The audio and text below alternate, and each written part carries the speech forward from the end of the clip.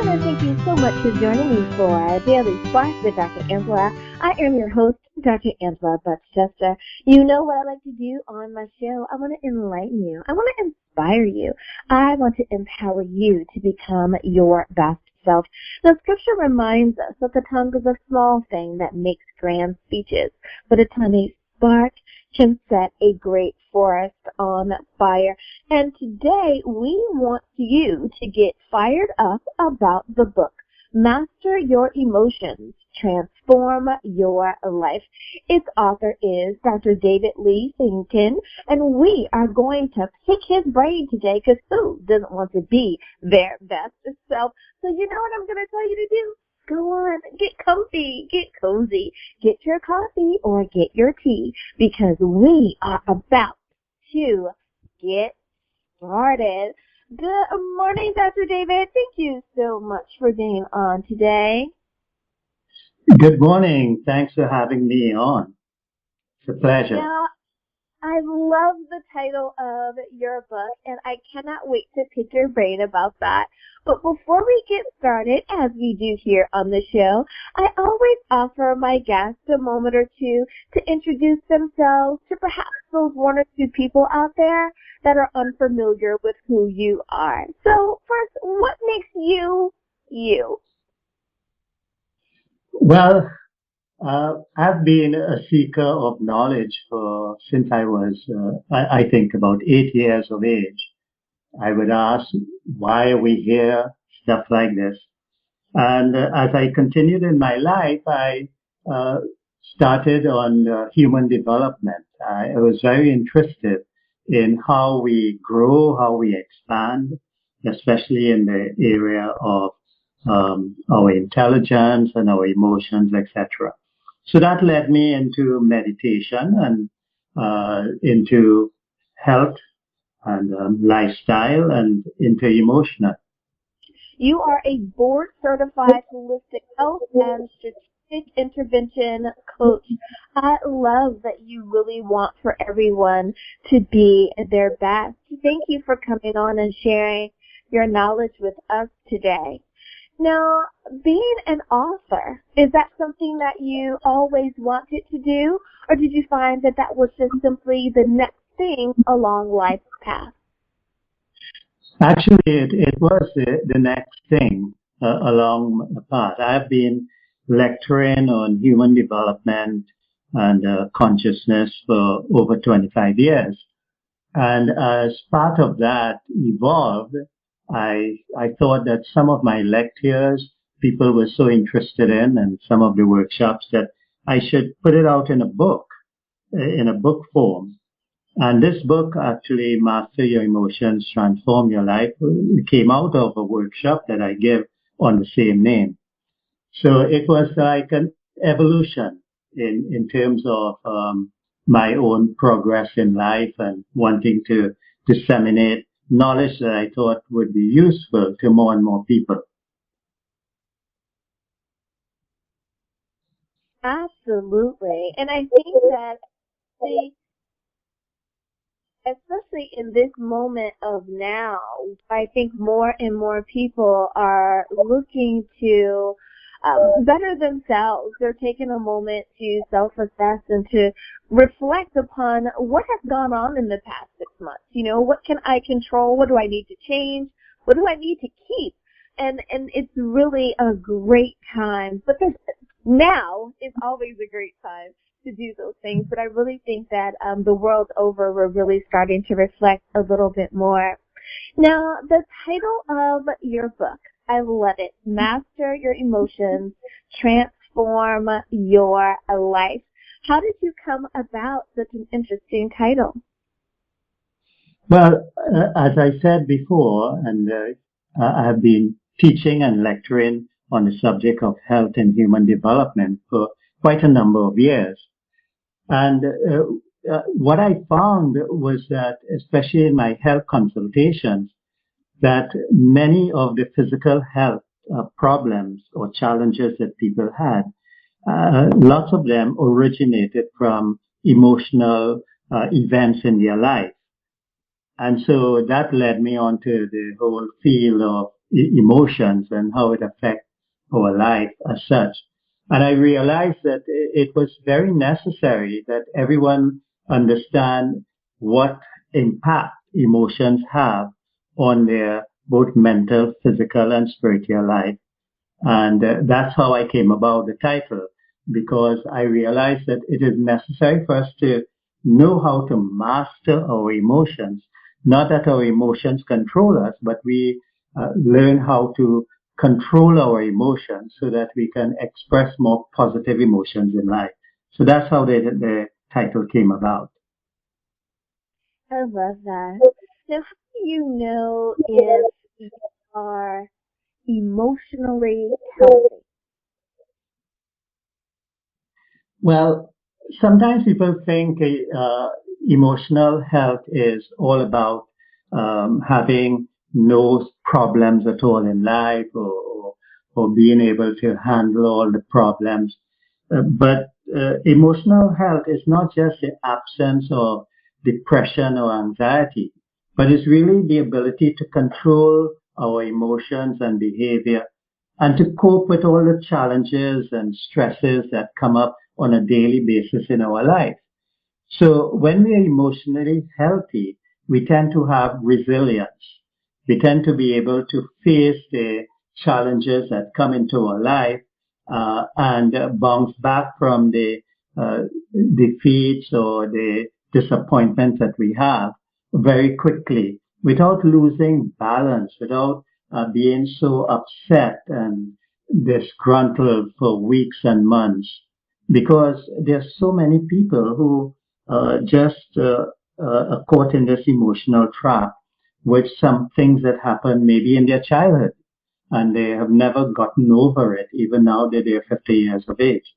So emotional health is really knowing how to take care of all the different aspects of your both mind and body, because it's not just about the emotions. Physiology is also very much involved.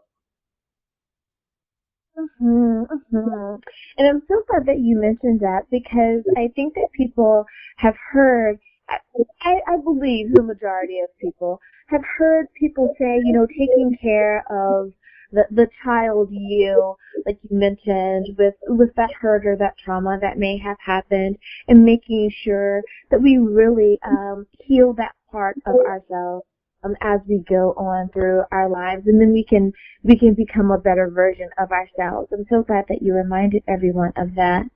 Now, speaking of dealing with emotions, we understand that if we don't deal with certain emotions, they will manifest uh, in in our bodies.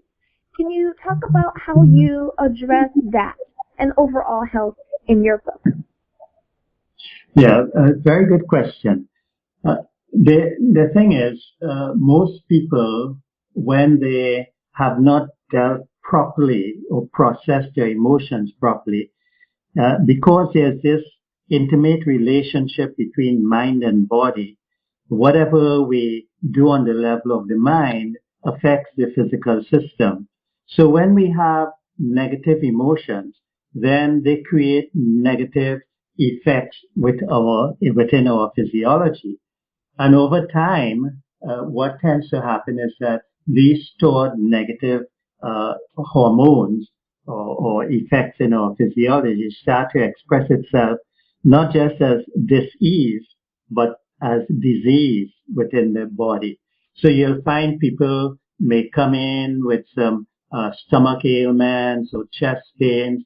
I'll give you a nice example of one such case that I have in one of my books.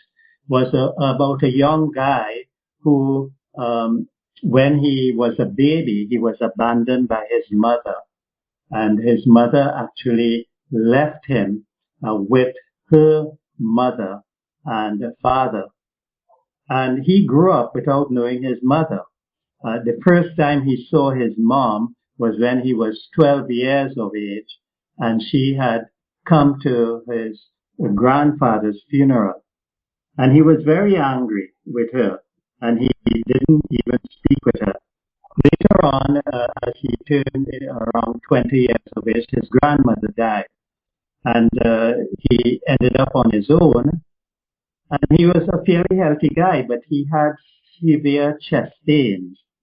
And so someone asked him to come to see me. And in investigating, I realized that his chest pains were due to some emotional blocks. So I asked him about his life, and it turned out that I asked him, I said, do you have any girlfriends or things like this? And his answer was, no, women are bad. So I said, are all women bad? He said, yeah. And I said, but your grandmother, was she loving to you? Yeah, she was very good. I said, but she was a woman. So the story went on like this. And I discovered that the hatred against women that he had was based on that lack of connection with his mother. So eventually, I had him make peace with that. And through some things which I don't have the time to go through here, but to cut a story short, the pains in his chest disappeared. And it was all because of this emotional stress which was held in the chest area for so long, the stress against his mother. So this is how our emotions get translated into physical health.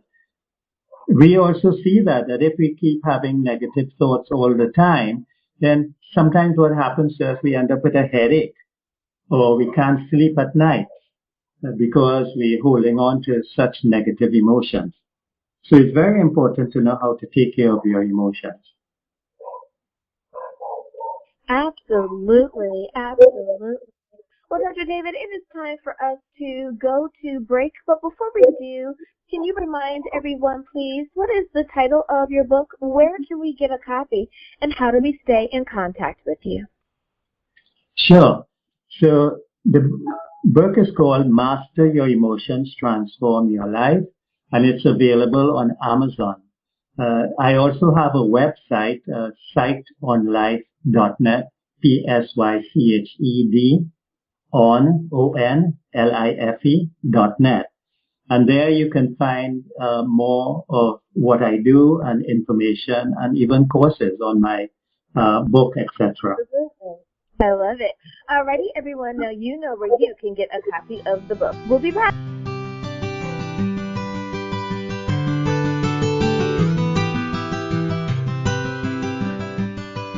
And we are back. Thank you so much for joining me for our Daily Spark with Dr. Angela. I am your host, Dr. Angela Chester. My guest today is Dr. David Lee ShengTin, and we are talking about his book, Master Your Emotions, Transform Your Life. I know that is an amazing title for a book.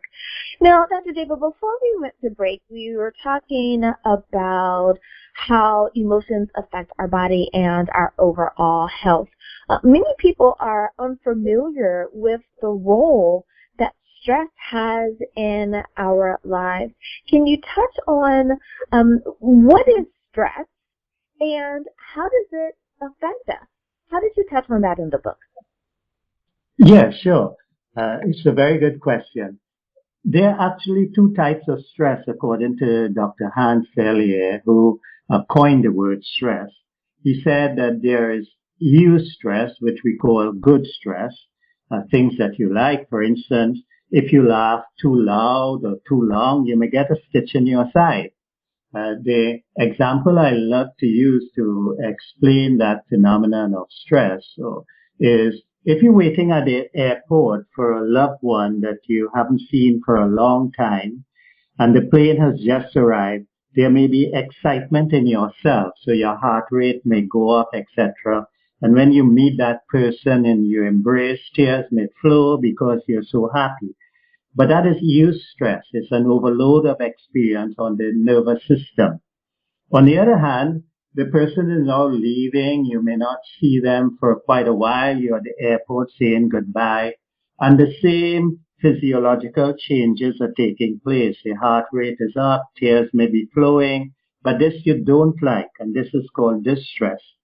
But in any case, they have both created an overload of experience on the nervous system.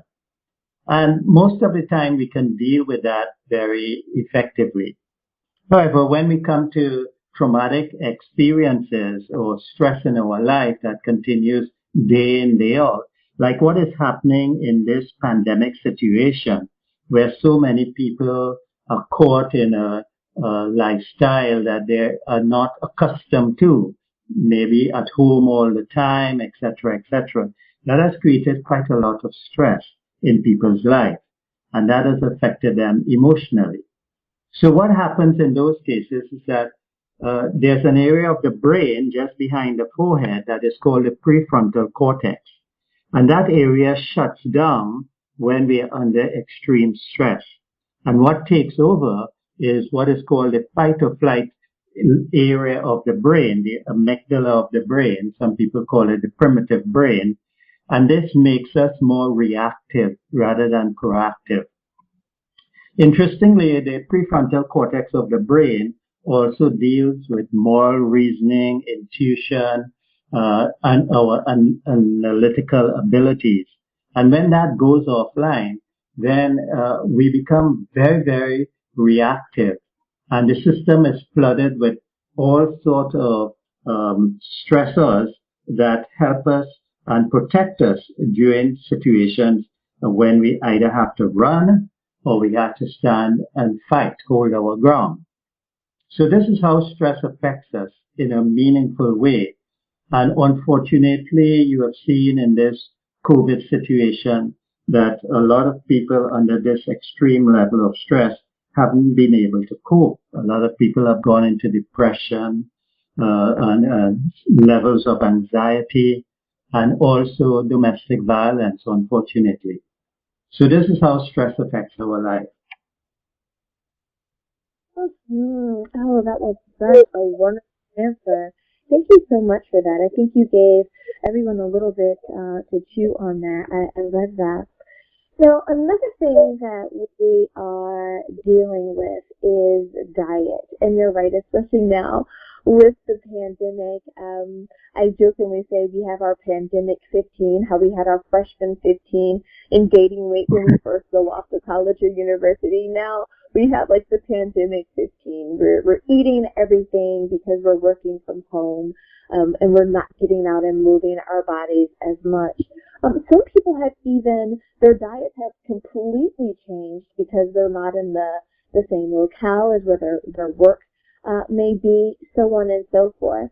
Does our diet have an effect, positive or negative, on how we feel emotionally? Yeah, for sure.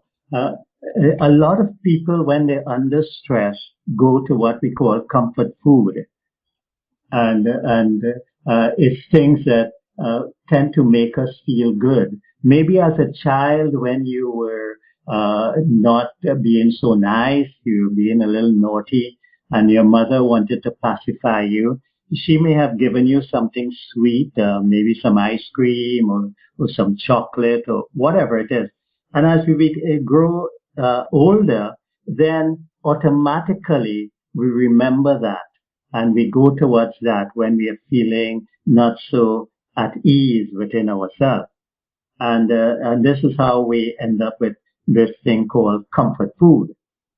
And an interesting thing about diet, when we are not eating properly, when we don't have proper diet, then that also affects the prefrontal cortex of the brain. And so the amygdala, which is the emotional center of the brain, gets overstimulated. So that's how that is kind of related to our emotions. So we all know that when we're not feeling good, we go towards certain types of foods that make us feel better. So this is how, and that's why it's important to know what type of foods you should eat in order to suit your type of personality. As an Ayurvedic consultant, We look at the body types and what foods are more suited to you, depending on where you are in your stage of life, etc. So this is how that comes in, where emotions come in.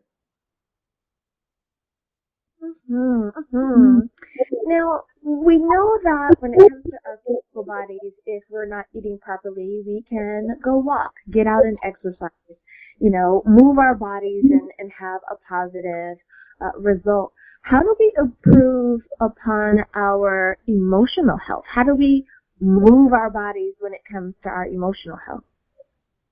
That's a very good question. No, anytime people feel stuck, we need to move. Emotions, one writer has written that it's energy in motion. So emotion is like energy in motion. And when the energy is not moving within ourselves, then it gets compressed within. Because the nature of life is to expand, to grow, to evolve. And when we are feeling emotionally depleted, then we tend to withdraw. We tend to close down. We lie in our bed, curl in a ball, thinking within ourselves all the time. And what that does is that it compresses the emotion, the energy within ourselves like a spring that is waiting to just release. And this is why people who go into different forms of depression or hopelessness, when you have a discussion with them, at some point they tend to blow up, and say things like, "You don't understand how I'm feeling," etc., etc. And that releases that energy that has been pent up. So it's important when we are feeling stuck to get out and move, exercise, take a walk, things like this, but also breathe. Breathing is very important. We need to take some deep breaths, fill our diaphragm and then our lungs, etc. And you'll be surprised. Just those simple things help to change our mental attitude. A missing link, if you will, is kind of putting all aspects of our lives together. We know that there's a physical aspect, there's the emotional aspect, and then there's the spiritual aspect of who we are as human beings. You talk about the missing link between our emotional fitness and our spiritual growth. Please expand upon that. Yeah, I think that's a very important question because of this reason. Many people who are involved in spiritual growth uh, don't pay too much attention to their emotions, even though we know that the fullness of spiritual growth is love, unconditional love, and love is an emotion itself. So when we have negative emotions, what we are actually doing is moving away from our true spiritual nature, which is to be loving and kind and flowing in fullness for each other. Because negative emotions actually move us away from the quality of who we are as divine beings. And unfortunately, people think that if they understand enough spiritual work, and then everything will be okay. They'll grow spiritually, but it's not so. You have to know how to nourish and nurture the emotional aspect of yourself. This is why happiness is such an important or integral part in terms of our own growth as individuals and as spiritual beings. When we are not growing in happiness, then we are not growing in fullness. There is something called spiritual bypassing, where in a lot of spiritual organizations, people pretend to be happy, pretend to be fulfilled, because if you're not in the crowd, then people tend to look at you and say, maybe you're not doing your practice correct, whether it's meditation or your prayers or whatever it is. And so after a while, to blend in, we tend to fake it. And so it's important to know how to getting control of your emotions. And this is why this book, Master Your Emotions, Transform Your Life, is actually based on a course which teaches you how to understand what creates your emotions. Because emotions are not something that just happen to us. They are based on our belief system. If we believe that someone is good, then our emotional feelings and attitude towards that person is completely different than if we believe that they are evil or something like that. So our belief system affects our emotion. And if we want to change our emotions, we have to understand our belief system and what makes or what pushes our emotional buttons. So I think it's the most important part in terms of spiritual development. Do you agree? Oh, I just love this. I love this. I think that you are really challenging some people to think outside of the box. They're so used to certain behaviors or certain situations that they've just become kind of the rat on the wheel, and they don't know how to get off. But they sincerely want to. They just don't know what to do. And I think that you're giving us just nuggets of wisdom here, Dr. David. I love it. I love it. Now, when it comes to the use of certain words, in general, Western culture, we have a tendency to say something is good or something is bad, that it is kind of one extreme or the other. Many other cultures will use the words negative and positive, the same charge, if you will, or energy, that we would find in a battery, that there's a plus and a negative, but both have their purpose and function. And when it comes to negative feelings, do negative feelings or emotions have a place within our lives? And if they do, how can we or should we view them or address them? Very nice question. All negative emotions are not bad. In fact, certain negative emotions save us in times of crisis. For instance, we can talk about fear, for instance. When we are afraid, some people look at fear as a negative emotion, but it all depends, It's our being afraid of being knocked down by a car that allows us to be cautious when we are crossing the street. So that fear within ourselves it actually saves us. Uh, yeah, that ability to be alert when we feel threatened or anxious about different things puts us on an alert level. And so we can use negative emotions, what we term that, and I love how you phrased it, that certain words in different cultures have different meaning. It is so true. Uh, when we reframe what it is that we're thinking at in terms of the emotions that we are feeling, then we can now address that and see the positivity in that kind of feeling or emotion. Sometimes, you may be around certain people and you feel very uncomfortable and you don't know why, but there's this feeling of distrust that comes up. Now that's, you can say it's a negative emotion. But if we listen to our feelings, then we may turn out to be exactly right in those initial feelings. And that is what we call intuition.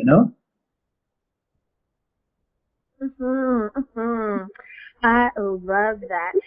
I think that for so many people, they try to dismiss certain feelings simply because they've been told that, oh, that's rude, or you shouldn't do that because that person has title or status, and you don't want to be perceived or seen in the wrong light. So I think that you're really you've given folks a lot to chew on there. I love it. Now, my next question for you is about controlling our thoughts. And you touched on it a little earlier, saying that we shouldn't allow our emotions to control us. I absolutely agree. So how do we learn to control the negative thoughts that many people say even perhaps bombard them throughout the day because of a said situation? Yes, that question comes up quite a lot in some sessions that I have, and a, a lot of us have heard about positive thinking, and positive thinking does have a place to play in our life.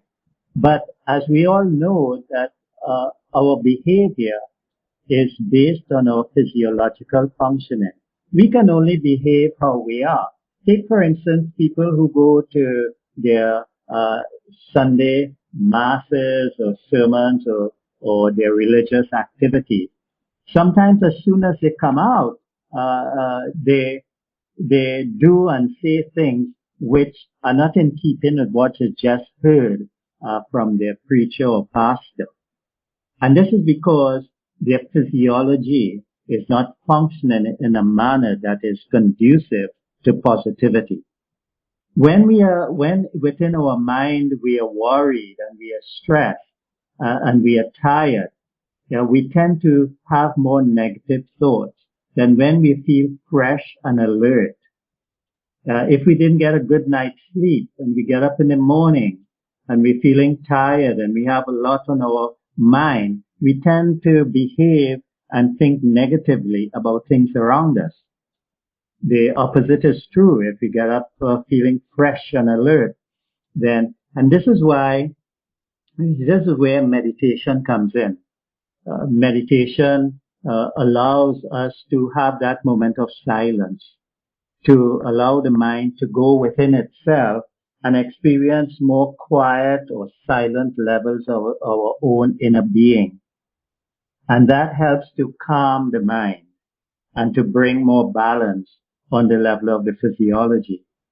And that's one way. And the other thing, and I think which has been good with this COVID, it has given us all an opportunity for self-reflection. And if we have not used that time last year, then it's not too late to start our time this year with some inner reflection, who we are, where we are in life, and where we intend to go. And inner reflection or self-awareness helps to create more positivity and more positive thoughts in ourselves. So these are some of the tips that I can give. And those are really good tips. I love that. I love that. Thank you. Now, I only have a few more questions for you. Boy, do I wish this was like a 2-hour show because I would love to talk to you even more. But my next question for you is for that person who tends to be reactionary. This is something that I know that I address when we're in an anger management type of class. But without giving it all, because listeners, you know what I'm going to say, you have to pick up a copy of the book to see what he says completely about the subject. But Dr. David, how do you address being less reactive when we're placed in a situation where we feel that it is stressful or that we're losing control of the conversation or of our surroundings?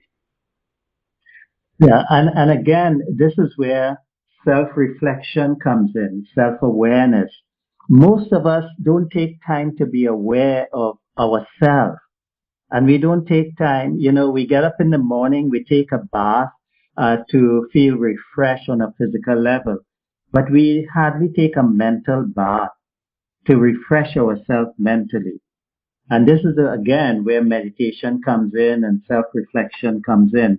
If on the first thing in the morning, we start our day with some self-reflection and start our day more in a positive attitude, then we will find that when these things come up in life, which will come up because every day is different, then we tend to address them in a better way. The other thing that you can do right on the spot is don't be too quick to reply. When you're feeling upset, this is the time to actually take some deep breaths and take your time.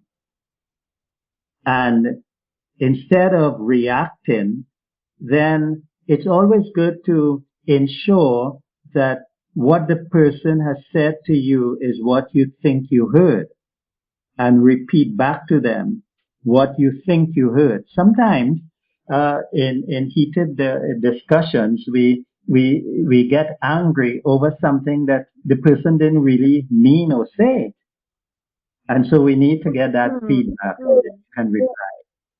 So these are some simple things that we could do, but it comes to knowing how to take care of yourself.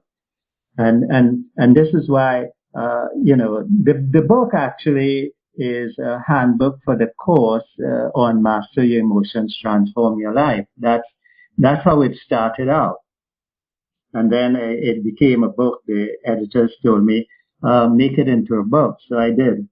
But there are lots of exercises within the book itself which challenge you to think about who you are and your belief system, etc.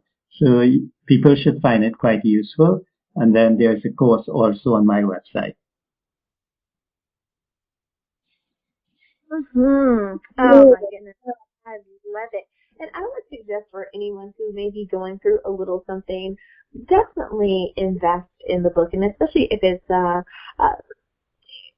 you know that you can utilize. If anything that Dr. David has said resonates with you today, go on and invest in self and utilize this downtime, this quarantine time that we have to really invest in yourself. I love what you're saying, Dr. David.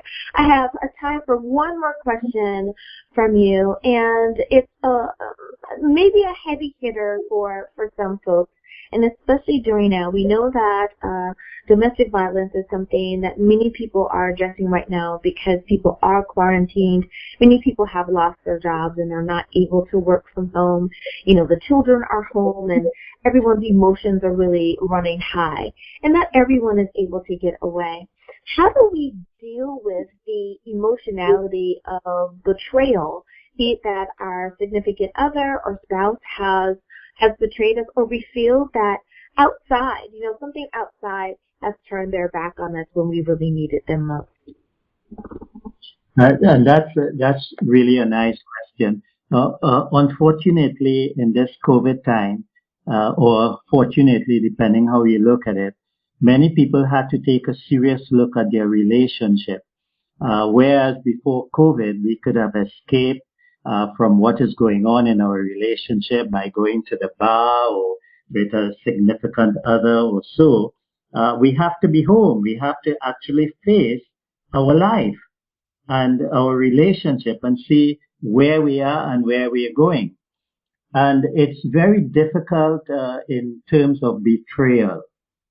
What betrayal teaches us is that it's not, we cannot put all our trust and love in anyone or anything. As the Christians say, trust in God. That's where we have to put our trust. And we have to know that level of our life that is beyond just a mental thinking level, where, as it is said, be still and know that I am God. Go to that level within where there is stillness, where the essence of yourself exists, where there is peace and harmony and love and fullness of life. And if you can do that on a regular basis, what you have tapped into is your divine self. And that is what weathers you through all the storms of life. Because whatever we have in life, if we stay long enough on this earth, it will leave us. And all we'll be left with is ourselves.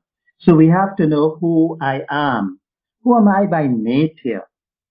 And we have to start that journey early in life, because we need to embrace that as the core of our existence and bring that out, the love and the fullness that we have within ourselves. We need to bring that out so that when these challenges come, they don't overpower our own love and bliss, and we can move on successfully. What a wonderful answer for the last question. As I have enjoyed my time with you today, Dr. David. I at the end, I always say, I hope we've enlightened, inspired, or empowered you. I think you have definitely done all three today. Thank you so much for sharing with us, for really introducing your book to many folks out there that I think are going to be nodding their heads or raising their hands saying, yeah, I think I should definitely pick up a copy of this book and just self-assess. And we should always be striving to better ourselves however we can. And sometimes it's those little baby steps. No one has to know that you're doing this. You can pick up a copy of the book, and just read it in your private time. Just have a little time, maybe in the morning or at the end of the day, and just have some me time. And what a great way to invest in self. I love it. So, Dr. David, before I let you go, one last time, if you would please, can you remind everyone what is the title of your book? Where can we get a copy, and how do we stay in contact with you? Yeah, sure. The title is Master Your Emotions, Transform Your Life, and it's available on Amazon. And also you can go to my website, which is sightonlife.net, PSYCHEDONLIFE.net. And you can contact me at davidl@sightonlife.net.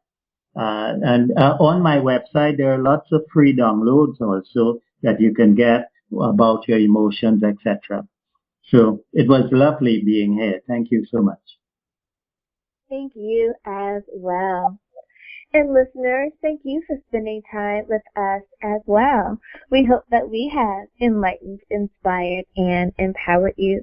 As always, may the Lord continue to shine His face upon you. May you receive His grace and His mercy in all that you do. Until next time, everyone, remember, you are blessed in the Lord. Have a great day, everyone. Bye-bye.